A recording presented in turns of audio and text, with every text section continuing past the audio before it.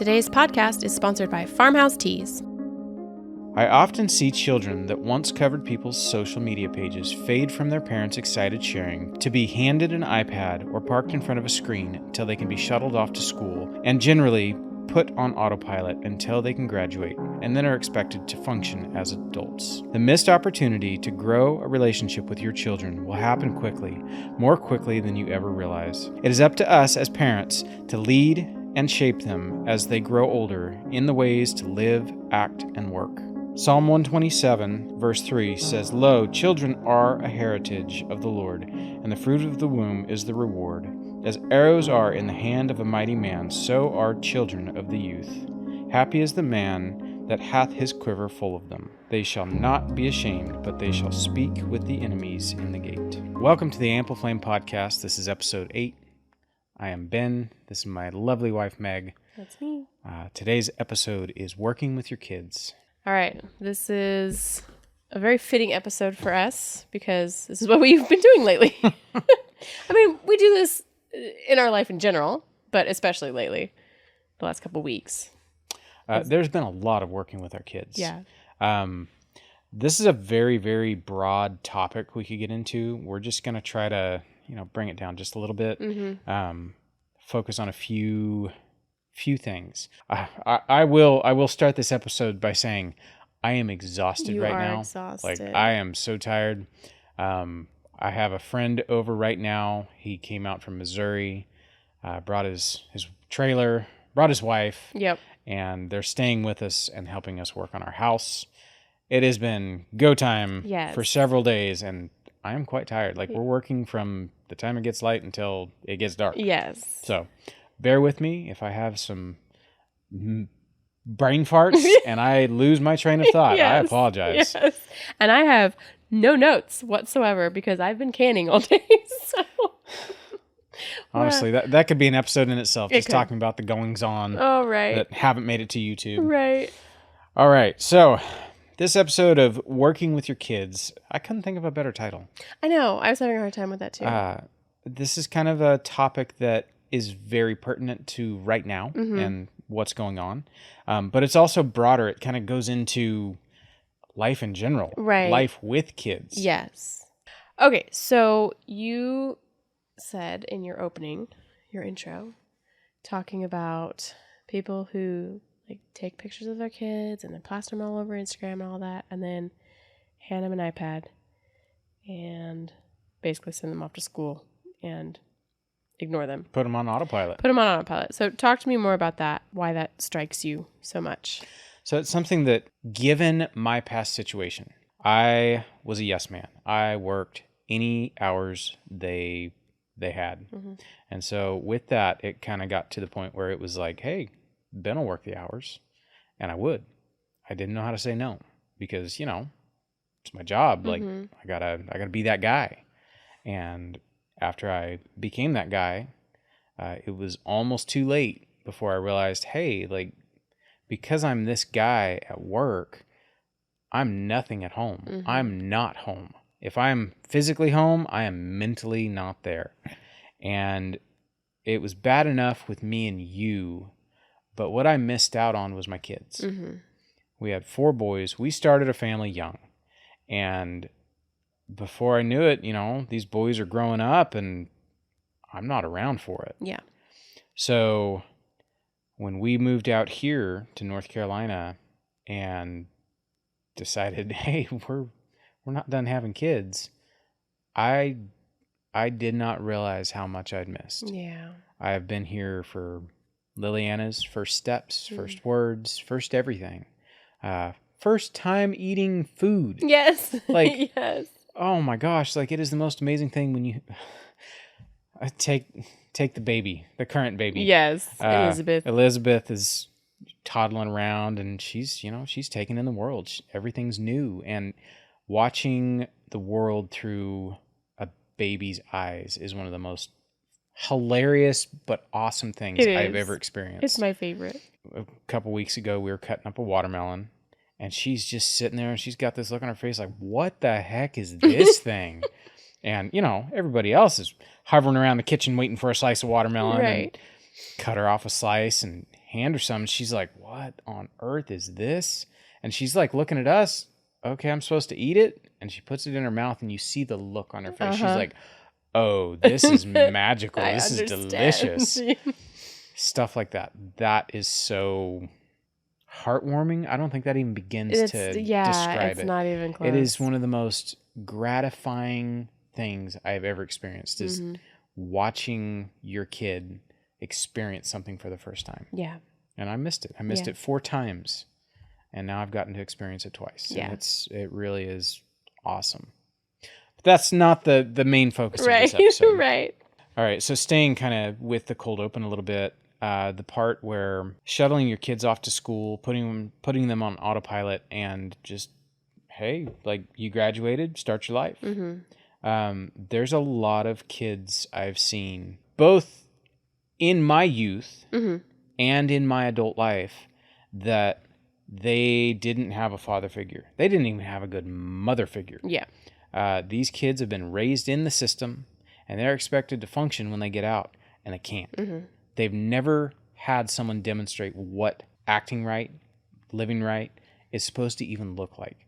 So to look around and, point at all these adults and say, well, you're like, what's wrong with society? It's like, I can tell you what's wrong with society. What's wrong with society is parents have no longer led their children in the way they're supposed to lead them. Right. And it shows. Yeah. The proof is in the pudding. It does. It's really sad, actually. So I guess we get into it. Okay, let's do it. All right. It starts early. It does. So if you are working with your kids, you want to have a good relationship with your kids and you want to have them around, it starts early. Yeah. So can you expand on that at all? So we're trying to stick to the working thing. The starts early goes for a lot of things, but trying to stick to the working. When they were little, old enough to play with toys, it's like, okay, we're going to clean up now. Mommy's not cleaning up for you. You're cleaning up. That's the deal. So this is how we're training our kids to work early is, okay, we're going to clean up toys, put things in the box, put things, in this tub, whatever. We're cleaning it all up. You got a whole bunch of kitchen stuff out while mom was cooking dinner. We're going to put the pots and pans away. It's just small things. It doesn't have to be crazy. And we're not like cracking a whip. We're just like, hey, it's time to clean up now. You made the mess. You made the mess. We're going to clean up. With that, you're not discouraging the mess making. Exactly. Right. Yeah, sure. You can play with this stuff. You can make the mess. Yeah. But you're going to clean it up. Yeah. We just had this, I think last night or the night before. I was making dinner. Everybody's busy because you guys are working on the house. Elizabeth gets into the drawer with all the Tupperware and pulls out every single lid that we possibly have all over the floor. I think she got my measuring cups and all that, went another drawer up and got all the measure. And there's mess and chaos all over the floor. And I'm like, that's cool. She's busy while I'm cooking dinner. It's not going to hurt anything. And then I was done and it was time for dinner. So I was like, okay, come here and let's clean up. And she's a year and 3 months. She's 14 months old. She is happy to pick it up right now. Yeah. She's like, yeah, this is great. Mom's putting things in the drawer. Okay, cool. We're going to do this. So we've seen it. What happens if, no, it's fine. Like, I just have to get this all cleaned up so we can eat dinner. You go sit in your chair. Yeah. What happens if you do that? Then later when they're older, they don't want to clean up. Yes. Mama's going to do it. So where's the hard part here? What's the hard lesson? Making yourself make them clean up. Yeah. Yeah. And not cracking the whip, but staying engaged.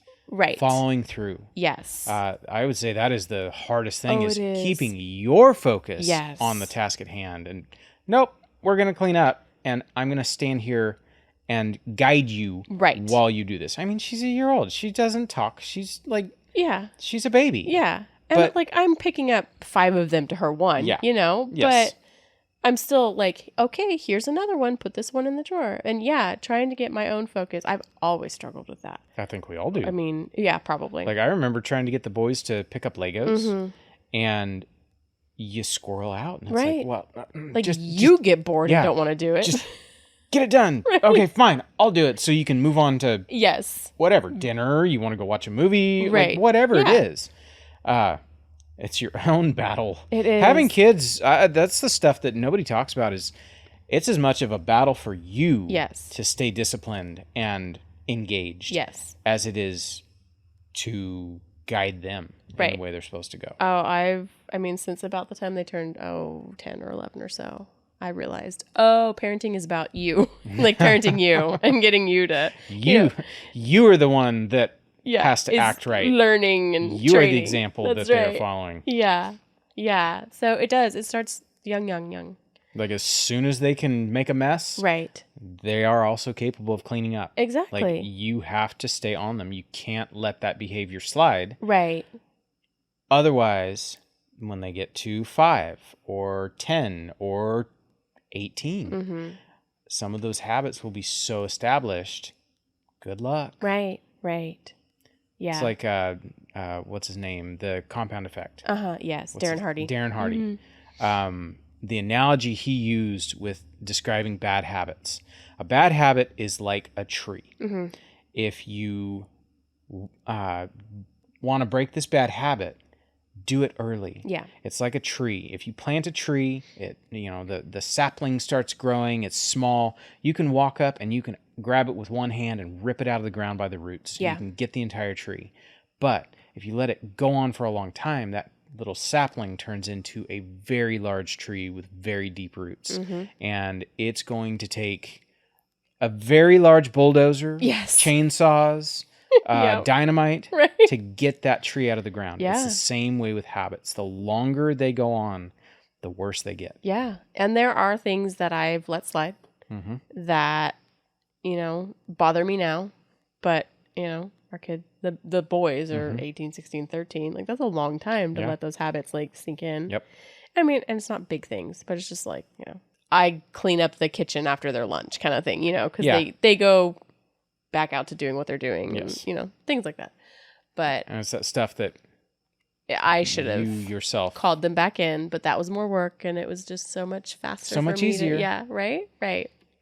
So, and then, as they got older, it was like, okay, you can help mom unload the groceries. We went to the grocery store. Now everybody helps unload. Here's one bag. Right. It doesn't have to be crazy, but we're just consistently, you're going to help doing these things that everybody has to do. I am a big tea drinker, and I've been buying from Farmhouse Teas for years now, and for good reason. Cian and her family handcraft the most amazing loose leaf teas that are as beautiful as they are delicious. Whether you're winding down after chores or just want something special in your cup, there's a blend for every season. Head over to farmhouseteas.com and use the code HOLLER10 for 10% off. If tea is not your thing, no worries. They also have organic bulk herbs, elderberry syrup mixes, medicinal plant seeds, and more. All right, so with that, I'll jump into my next note that actually kind of goes along with where we're going. It's learning to let go of the idea of perfection and letting them help at a young age. Oh, yes. Like, I would say that is one of the hardest things. So we are both perfectionist people. And that's been a struggle. It has. For both of us. I guess I'll go. An example I would use is my workspace. So I have always, I'm a shop guy. I have always kept a pristine shop. Back in California, I had my shop organized, painted floors, like it looked really nice. Everybody who came and saw my garage was like, dude, this looks nice. Right. My workspace at work was the same way. I kept everything clean and organized and neat. First thing I would do when I, if I started at a shop, if the floor was dirty, I would mop the floor. And guys would look at me crazy like, you're mopping the floor? What is wrong with you? And it's like, just wait. And then once the floor is clean, everybody else is like, well, I want to mop my floor. That's neither here nor there. But I've always been really kind of controlling about my workspace staying clean. And as I've started teaching the boys how to do stuff, how to weld, how to build stuff, with that, projects have to happen. I'm sorry, there is a cow. The neighbor's cow is bellowing, and it is just like driving me nuts. Just ignore the cow. So Okay. If you guys can hear random cow bellowing in the background, we live on a farm, our neighbor's farm, like Right. it's country living. Sorry. Keeping my workspace clean and organized gets really hard when you're sharing it with your kids. Yes. And kids, my teenage boys, that 2 of them are now legally adults. Right. Doing certain projects, building something. There's tools out. Right. There's cut off material out. There's, the thing that you built out. There's all these things that you have to put away when you're done. And one of the things that I let slide was we're in the middle of a project or we're almost done with a project.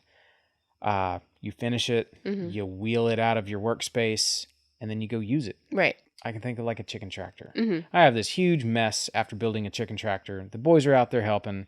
I wheel this chicken tractor out into the yard. Dinner happens. We forget to come down and clean up. Right. Come out 2 days later, and it's like, oh, nuts. Yeah. I left all my tools out and junk everywhere, but then I'm busy and I don't come back to it. Now there's a huge mess that I have to clean up before I can do another project. Right. Well, that has been a struggle. It's on me to train them.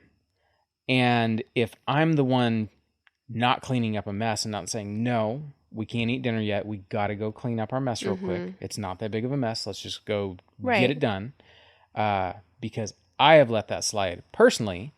Now they have learned, oh, it's fine. Right. We're done. Deal with it later. Just shut the door, turn out the light, and we'll deal with it later. Right. Well, what has happened is whenever I come into the shop, because I'm not in the shop very often, I'm currently building a house, so I'm not getting a lot of shop time. I'll come down here, I'll need to fix something, or I'll need to, make something, repair, whatever. And I'll walk in, and there's all 4 boys, half-finished projects all over the barn. Every horizontal surface is filled with tools and failed projects or current projects and stuff like that. And for a while, I started getting mad. It's like, I'm going to have to lock them out because they won't clean up. Right. And then it dawned on me, it's like, no. Who taught them that behavior? Right. That was me. Yes. Yes. So, yeah, you have to let go of the idea of perfection just a little bit. Right. And you better be the good example that they need. Otherwise, you have nobody to blame but yourself. You have nobody to blame but yourself. Yeah. There's been a lot of times where people, our kids are coming into their teenage years and they're like, oh, hold on to your pants. Teenage years, it's going to suck. Well, it hasn't sucked at all. And I really do believe that the reason a lot of people's teenage children years suck is because they haven't done any training of their children.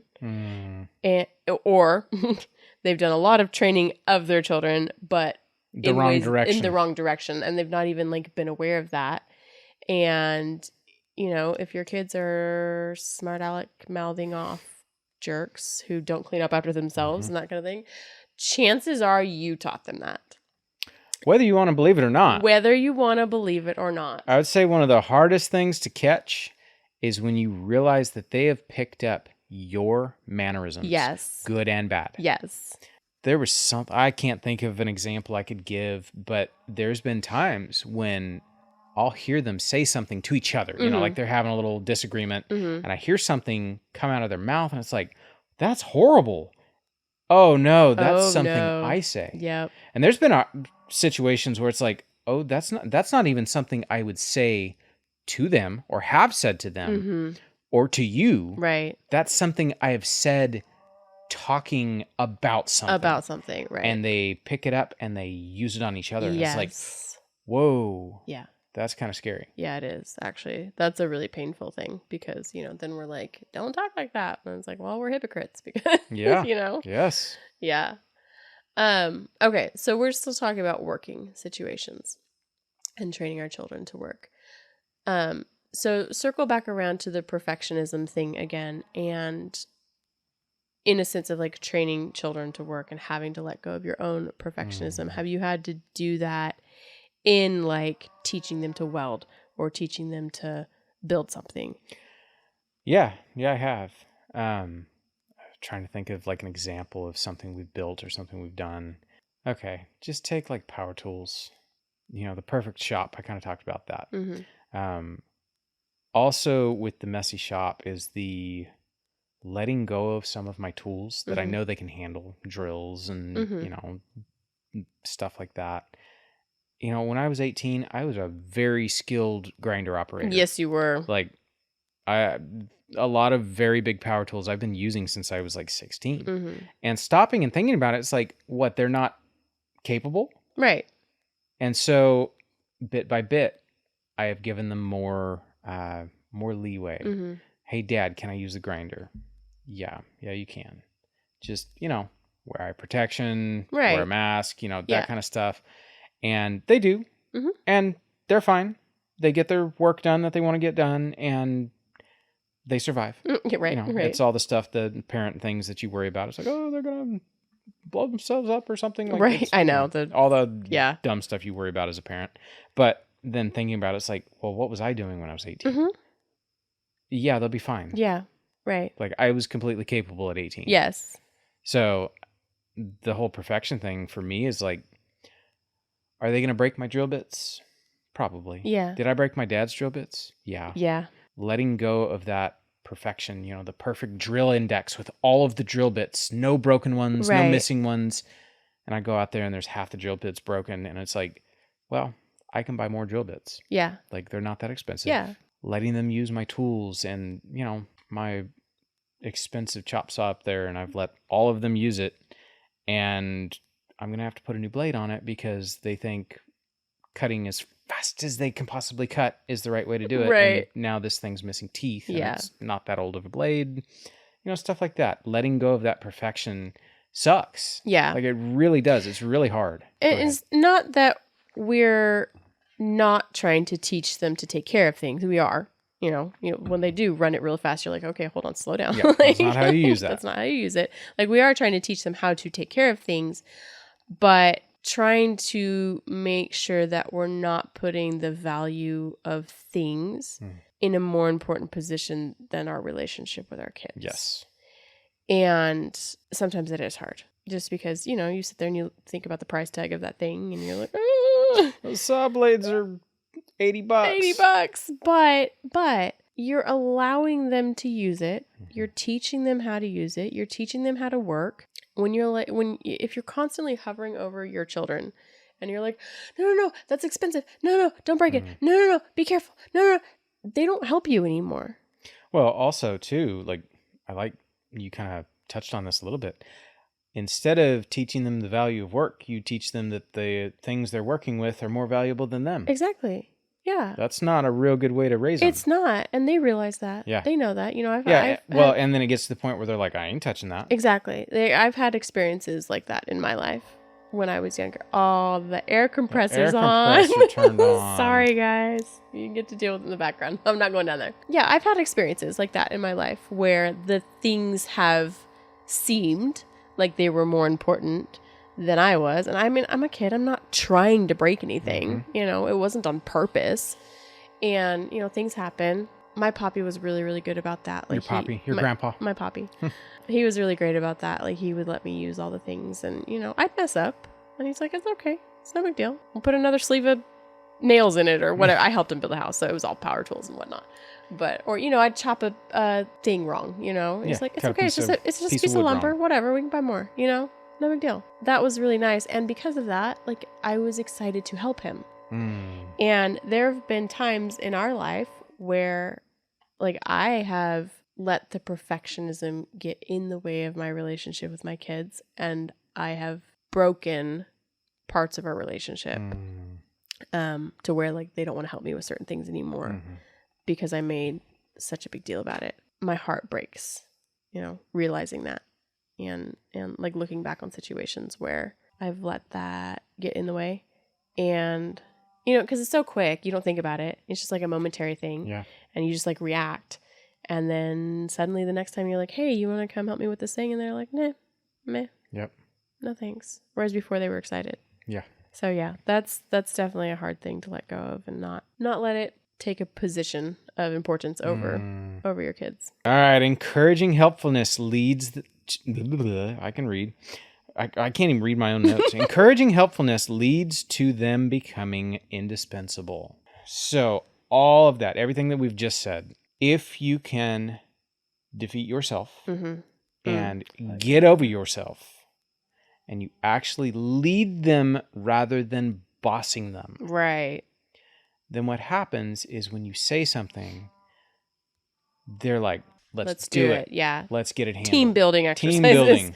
Yeah. And I'm not talking about like the corny team building exercises you see in corporate America. I'm talking about like you legitimately lead your family, your kids, and this is what we're doing. Everybody's involved, all hands on deck, and do it in a way to where it's not, you have to do this. It's, no, we're going to do this. Yes. We're all going to do this. Yeah.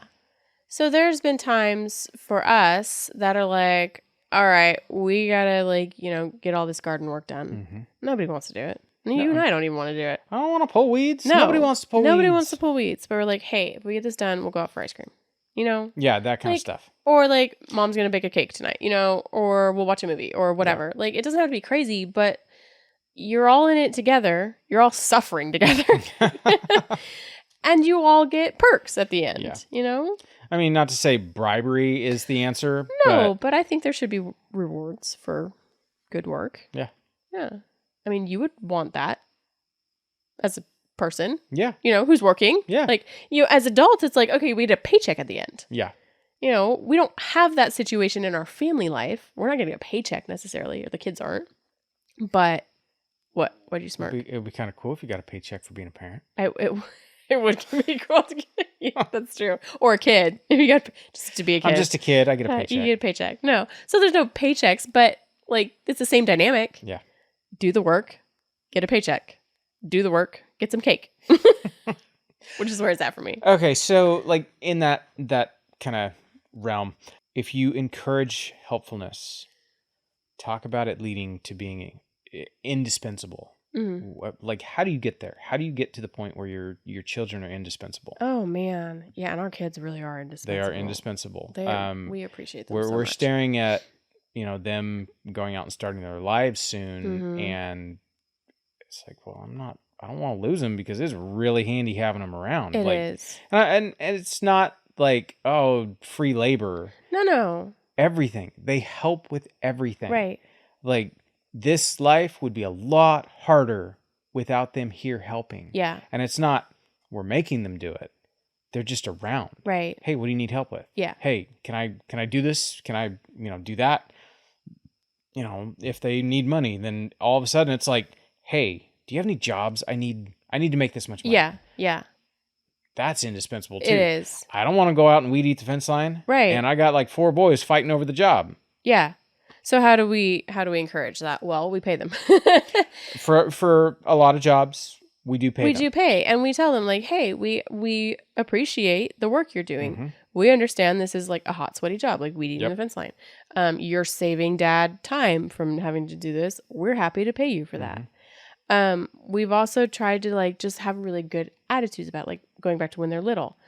Okay, well, cleaning up, it's not a monotony thing. Yeah. It's like, we're doing this and I'm going to help you with it. A lot of it is like, I'm going to help you with this. It's not go out there, crack the whip, make them while you're sitting drinking tea or whatever, mm-hmm.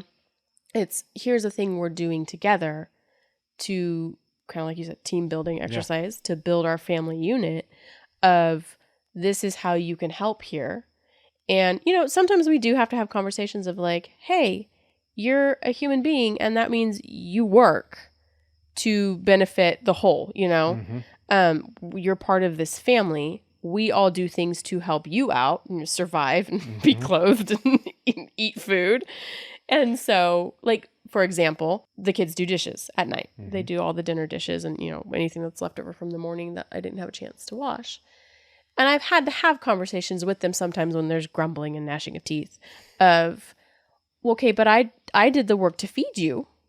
I made dinner for you tonight. It's pretty fair that you would be doing the dishes, mm-hmm. Or we've talked before about how the boys switch off on Sundays to make dinner. Yeah. And they'll still be like, oh, I don't want to do dishes. And it's like, okay, but your brother spent 2 hours, making Cooking you dinner. The least you could do is, jump in on this chore. And when we present it like that, when we have to have conversations and they're like, oh, yeah, I guess that makes sense. Good yeah, point. You're right. Yep. So sometimes it's just conversation, trying to encourage like good attitude.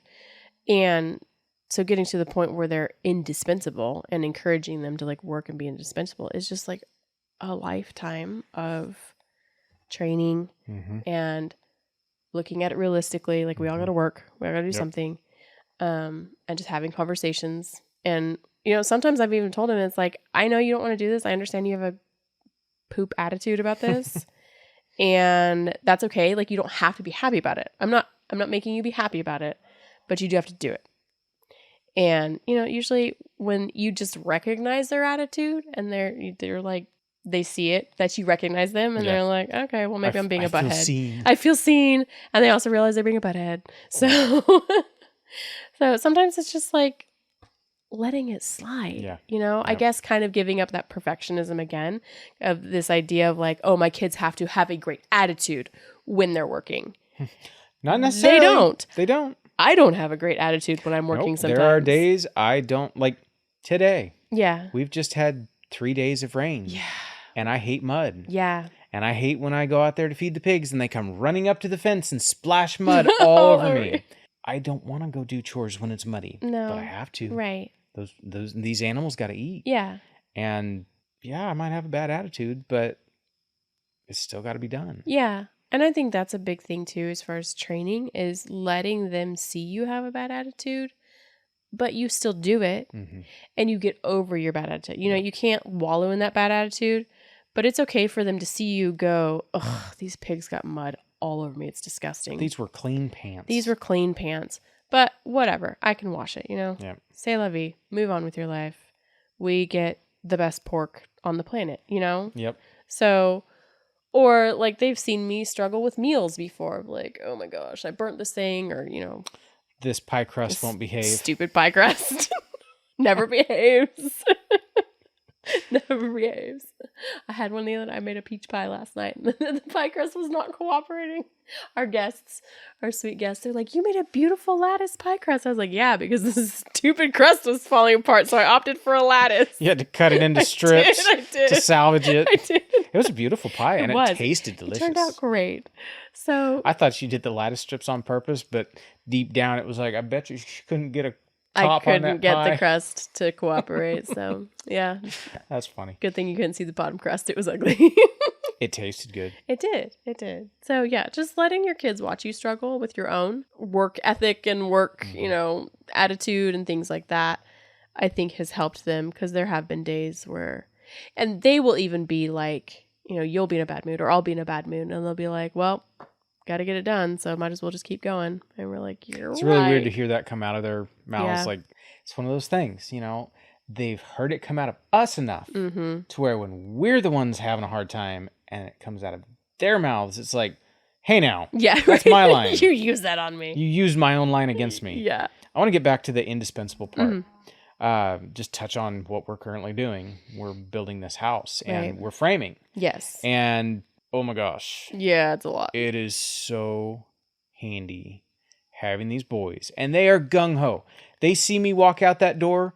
They come running out. They put their tool belts on and they're ready to go. So excited. They're so excited. And I don't even think they're like super excited about the house. They just want to swing a hammer. They do, and like, use nail guns.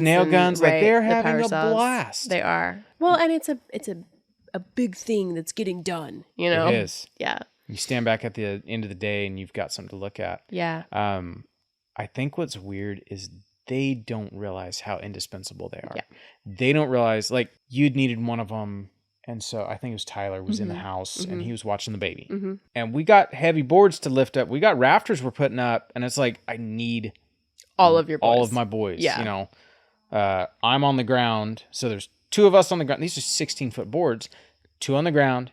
We hand up to the platform, which is 6 feet off the ground. They hand up to whoever's up in the rafters. Like, this is like, you got people holding and people nailing and Not to say you can't do it with 2 people, but it's a lot easier if you got enough people. And yeah, like, they really are indispensable and they don't even realize it. No, they don't. Not to mention everything else they do. You know, like, while we're doing this podcast, both the girls are in bed. Right. And all of the boys hang out in the living room. Yeah. And hang out quietly so they don't wake up the girls. Yeah.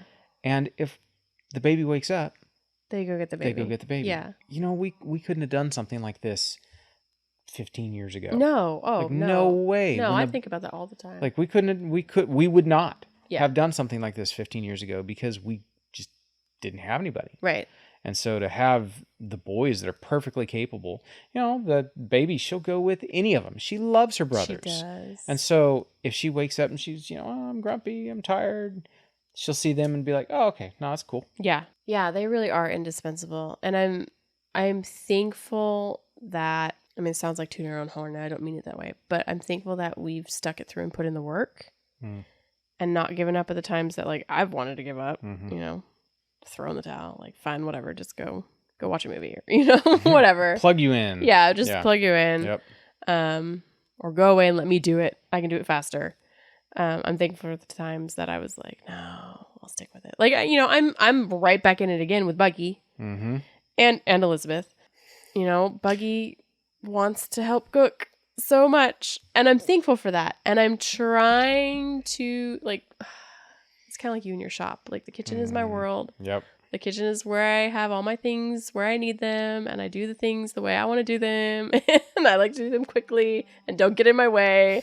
And she's like, I'm gonna stir it, and I'm like, okay, no, don't stir it. Don't get in my way. And you know, it's so hard because I just have to bite my tongue and be like, okay, go ahead. Because we have.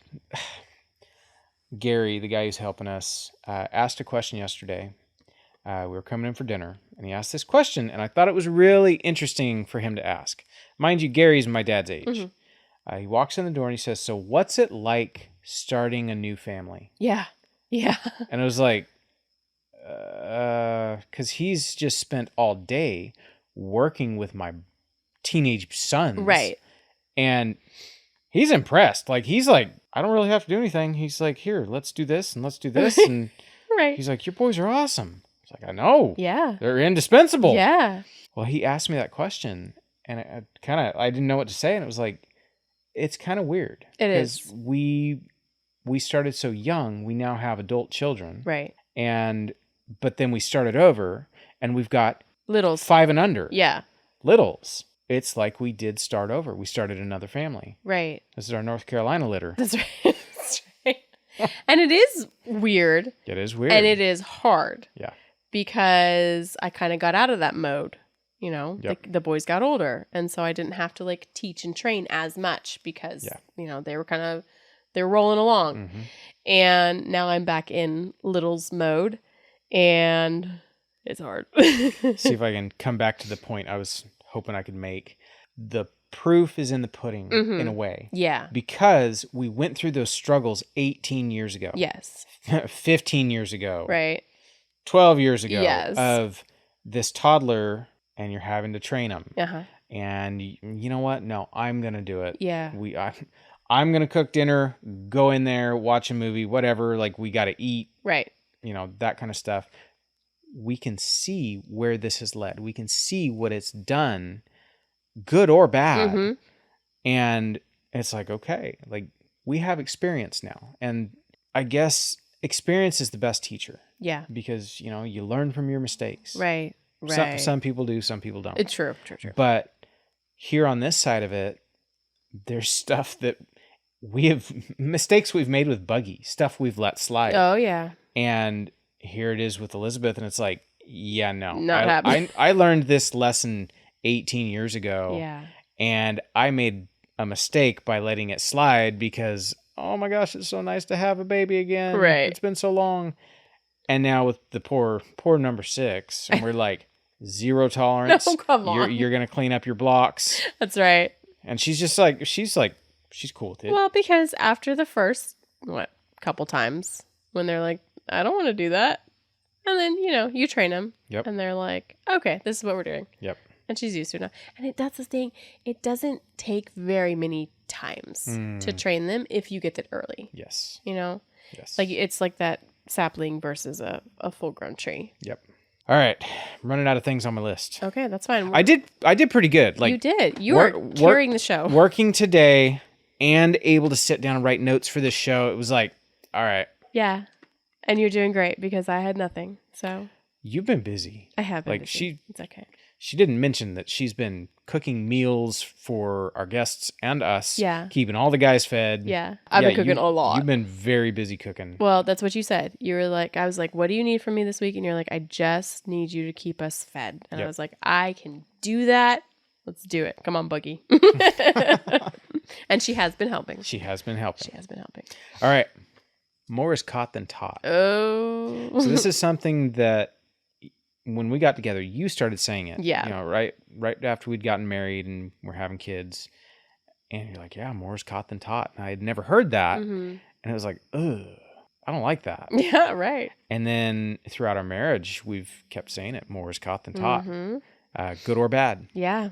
I would say probably the hardest thing is when you hear, like I talked about this a minute ago, when you hear your mannerisms or your sayings, your isms coming out of your kids, for good or bad. Right.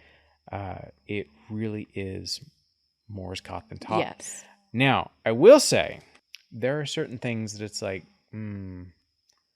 that's true in my own childhood. I remember how my dad treated my mom. Mm-hmm. I've always admired my parents' relationship. Yeah. And, you know, when your dad's kissing on your mom, it's like, oh, yeah, gross, look away. Right. I always, you know, that was how I felt about it. It's like, oh, gross. Mom and dad are being mushy. Yeah. Right.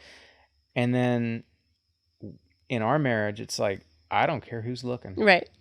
Like, Let you're him my see. wife. Like, Yeah. I don't care. Decade in, almost 2 decades in now. I don't care. Yeah. This is how I treat my wife. This is how I love my wife. Yeah. Their mom. Their mom. Right. And honestly, like, this is how you should treat your wives. Mm-hmm. And I hope that that is caught. Right. I can teach them the right way. But if I tell them to do this and I do that, Right. guess which one they're going to do? Yeah, what you did. What you not did, what you said. not what you said. Yeah. And so it really is more is caught than taught. Mm-hmm. Yeah. I don't know. You have to walk your talk. Yes. Yeah. Yes, absolutely. Yeah. And there have been so many times, like you said, that you see it. You know, I've seen it. I'm trying to think of an example. Since we're talking about working, you know, things like something comes up to where now there's a job we have to do, you know, like an unexpected thing. And hey guys, 1 million trees fell down on the road and neighbors are blocked in. Let's go clean up the trees. Yeah. So that was a good example. You know, that was one, and they were like, okay, let's go do it. No hesitation. No hesitation. There have been times where things have come up and I'm like, ugh, great, I got to deal with this now. And, you know, it comes out of my mouth that way. And so when a situation comes up and they have to deal with something. And you hear them go, now I got to deal with this. And I'm like, you know, and what I say is, no, just have a good attitude about it. Like, just do it and like get it done. And once you're done, then it's no big deal. And they're just kind of like, yeah, whatever, mom. It's like, oh no, that's me. Yep. I train them to be like that. Yep. And no amount of my talking is going to change that until I actually stop reacting that way. And I show them, oh, hey guys, let's go cut down all these trees. No big deal. That's been painful, actually. It's painful. It sucks when you hear, like I said, your mannerisms. Yes. It's like, oh. Yeah. Okay, sometimes it can be cute. Okay. So both of us do it. Oh, yeah, I know what you're going to say. So both of us, when we're talking or explaining something, question is asked. Answers given. Answers given. And you say, oh. Or change the way you say it. Oh. Oh, yeah. So all of a sudden, Buggy will ask questions. Yes. And this is the most recent example I can think of. She'll ask a question like, hey, Dad, why is the sky blue? Oh, the sky is blue because the moisture in the atmosphere. Oh. Oh. Hey, Dada, why is that cow mooing? The cow's mooing because its baby's over there laying in the grass and it wants it to follow. Oh. And so it's just really funny coming out of a 3-foot tall person. It's so cute. Her cute little voice. Yeah. And, oh. And so, like, I was sitting there the other day, like, we were in our chairs in the living room. It was like the end of the day, and she asked something, and, oh. And then she, you know, ran off. Yeah. Did whatever. And I'm sitting there, and it was like, why does that sound so familiar? Where did she learn that? Like, it's just something she started doing. Yeah. And then you asked a question, I responded, and you said, oh. And it was like, Oh my gosh, that's where she learned it. And then you do it too. Yes, I do it too. I didn't You realize caught yourself. It was like a shared mannerism between both of us, and she picked it up. It was just like, oh, that's when she got it. It's just funny. It's one of those cute little things. Okay, I have a cute story too. Okay. With more is caught than taught. So, you've been working, and you and the boys have been busy, and so our job is to feed you. And apparently I say this enough because it's about lunchtime, and I said I gotta get lunch going, and she comes bounding into the kitchen, and she says, I'm gonna help you make lunch because we gotta feed these hungry men. I was like, you go, girl. That's right. Oh, that's funny. That's funny. That was her attitude, was like, well, the men are out there working. Yep. We're going to get them fed. Get them fed. That's our job. I think she said it's the girl's job to feed them. I was like, okay, sis, that's good. It's like, that's right. That's right. They're building us a house.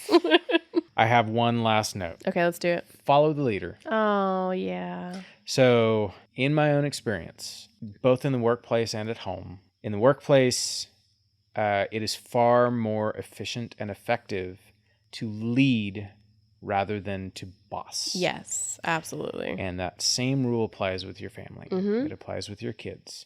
Even more so. Even more so. Because these are your people. Right. Like, these are your people. Who cares if you're leading your coworkers? They go home at the end of the day and forget about you. Right. It's good to have a good working relationship. But what about your family? Yeah. Your family are blood. Yeah. Don't boss your family. Lead your family. Right. So when it comes to rearing your kids and teaching them in the way they're supposed to behave and act and work, you better be at the front of the line showing how it's done. Yeah, which means you have to be working. You have to be working. Yeah. If you're pointing the finger saying, hey, go do this, go do that, that's boss. Mm-hmm. And there have been days where, maybe, I'm trying to give a good example. Like, you and I are having coffee time or something, and we're like, hey, like, go water the pigs, or go do this, or go do that. Can you go do dishes while we're having coffee time? Right. That way the kitchen's ready to go for, dinner or whatever. And they kind of, okay, I guess. But if we're all up working, you know, or I'll be like, on Fridays we clean the house. So I'll give them a list of chores. And if I'm telling them their list of chores to do while I'm over here on the computer, even if I'm like just trying to check an email real quick, but I'm like physically in my chair, you know, I'm sitting. And the whole attitude is kind of like, why do I have to work? And I mean, they don't say that, but I can feel it. Well, because it's that hypocritical thing. Yeah.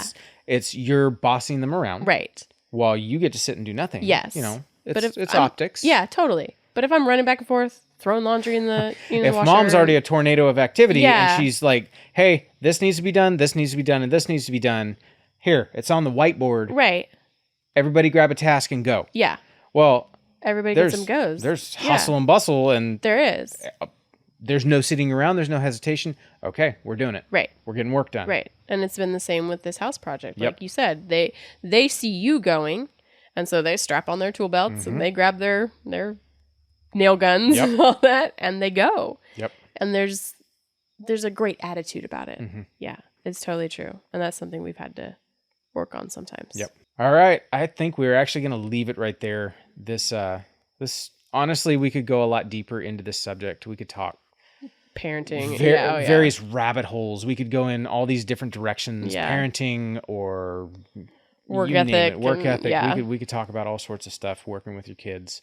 But I guess it boils down to like more is caught than taught. Yeah, for sure. Are you dropping something that you want them to catch, or are you teaching them some good behavior? Yeah.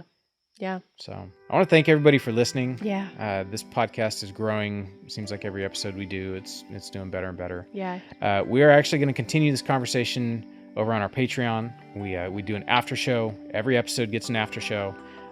We'll go a little bit more in depth with some subjects, stuff that we don't necessarily want on YouTube, stuff that's a little more easier said behind a paywall, a little more private. A little more private. Yeah. So if you're interested in the after show, we will leave a link. Patreon.com/ampleflame. See, I'll just hand it over to you. You know all the web That's addresses. Me. Where can you find our after show? You can go to patreon.com/ampleflame. Oh, that's Meg's announcer voice. You're going to start doing voiceovers. I do at the beginning for the ads. Hope you guys will join us on the next one. Bye. Cat. He's like, meow. I know.